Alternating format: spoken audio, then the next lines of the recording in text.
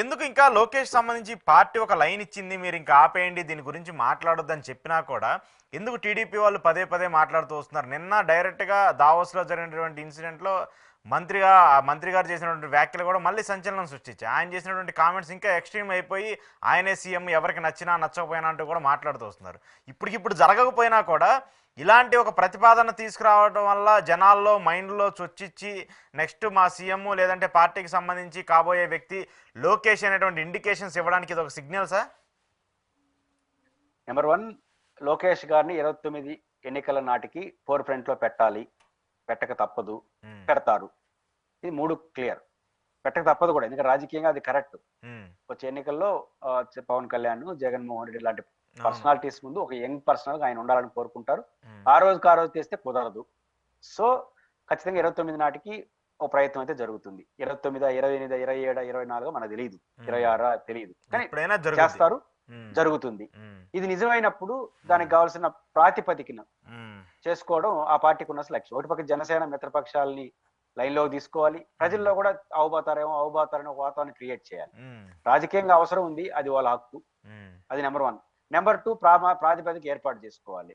ఇప్పుడు సినిమాలో కూడా ఒకేసారి సినిమా రిలీజ్ చేయరు కదా, పోస్టరు, ఆ తర్వాత ట్రైలరు, ఆ తర్వాత అదన్నీ ఎందుకు చేస్తారు? సినిమా బాగుపోవడానికి. కాబట్టి లోకేష్ గారు ఇంట్రెస్ట్ గారు లోకేష్ గారిని ఎస్టాబ్లిష్ చేసే చేస్తారు, తప్పు కూడా కాదు రాజకీయాల్లో, అది చేస్తున్నారు. మీరు అన్నట్టు ఆగట్లేదంటే, నేను ఇంతకుముందు ప్రస్తావించినట్టు ఒక ప్రణాళికబద్ధంగా వాళ్ళు ప్రయత్నం చేసిన ఎందుకు అవుతాయి? ఇది ఆగో కదా, తెలుసో తెలియకుండా. ఇప్పుడు శ్రీనివాసరెడ్డి గారు చర్చ స్టార్ట్ చేశాడు కడప జిల్లా నుంచి. వ్యక్తిగతంగా నాకు ఆయన పరిచయం లేదు, కానీ ఆయన గురించి తెలుసు. మంచి వ్యక్తి, వివాదరహితుడు, తొందరపడడు, పద్ధతిగా ఉంటాడు. ఇవన్నీ శ్రీనివాసరెడ్డి గారికి ఉన్నటువంటి మంచి పేరు. అలాంటి వ్యక్తి చంద్రబాబును ఆయన పైపించి ఆయన polit bureau member. Polit bureau highest నిర్ణయాత్మక బాడీ. చంద్రబాబు గారు ఎప్పుడు టచ్ లో ఉంటాడు, ఫోన్ లో టచ్ లో ఉంటాడు. జగన్ కాదు కదా టచ్ లో అవ్వకుండా, ఆయన టచ్ లో ఉంటాడు పొలిట్ బ్యూరోలో. పోయి పొలిట్ బ్యూరోలో ఫోన్ లో చెప్పొచ్చు, లేదా డైరెక్ట్ పోయి కలిసి చెప్పొచ్చు కదా. ఈనాడు చంద్రబాబు పబ్లిక్ మీటింగ్లో ఎందుకు మాట్లాడినాడు? చర్చకి లేవనే తీయాలని చంద్రబాబు గారు వారించాడా? వారించలేదు. తర్వాత సోమిరెడ్డి చంద్రబాబు ఎవరు? చిన్న వ్యక్తి, పెద్ద పర్సనాలిటీ. వాళ్ళు కూడా ఫోన్ లో టచ్ లో ఉండరు. వాళ్ళు చెప్పారు అంటే కీలకమైన వ్యక్తులు. మొన్న అనిత గారు ఎవరో మాట్లాడినారు, అనిత గారు కూడా అవచ్చేమో, తప్పేముందని మాట్లాడినారు. మీరు ఏ డిబేట్ లో చూడండి, తెలుగుదేశం నాయకులందరూ లోకేష్ వీరుడు, సూర్యుడు, గొప్పవాడు, అసలు ఈ రోజు ప్రభుత్వం రావడానికి ఆయనే కారణం, అవన్నీ మాట్లాడి ఇది మా మధ్య ఇదే మాట్లాడి లేదంటారు. ఇవన్నీ లేనప్పుడు ఒక మొక్క కూడా ఇవన్నీ చెప్తున్నారు. ఇప్పుడు లోకేష్ గారు ఉప ముఖ్యమంత్రి అనే విషయం కొంతమంది తొందరపడి చెప్పినారు, కొంతమంది ప్రేమతో చెప్పినారు.